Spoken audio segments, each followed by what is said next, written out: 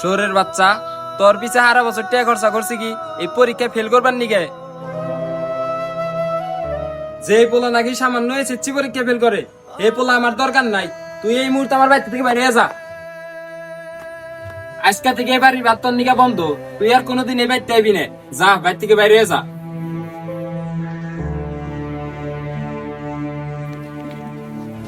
এমন সুন্দরী পাইলে আমি করতাম। प्यार की ऐसा क्या गुनाह किया तो लुट गए, हाँ लुट गए, तो लुट गए हम तेरी मोहब्बत में। तड़प तड़प इस কিরে তুই এটা কি করতেছে?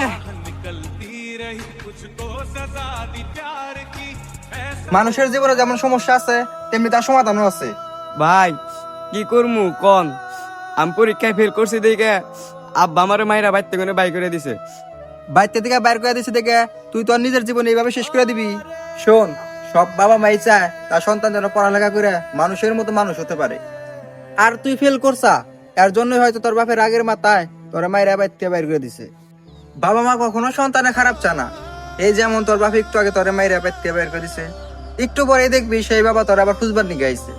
না ভাই, সবার বাপের মতোই আমার বাপে না। আমি জানি আমার বাপে কোনোদিন আমার খোঁজ বাড়াইবো না।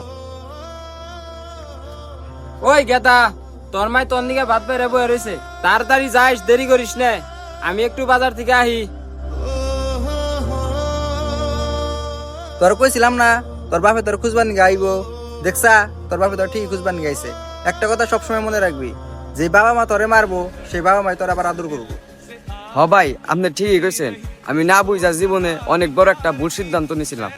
আপনার সময় মতো না আইলে আমি হয়তো এখন আর এই পৃথিবীতে বাইসে থাকতাম না। তুমি তোমার ভুল বুঝতে পারছো, এটাই অনেক কিছু। এখন বাড়িতে যাও। আর হ্যাঁ, এই ধরনের ভুল কিন্তু আর নেক্সট টাইম কইরো না। ঠিক আছে ভাই।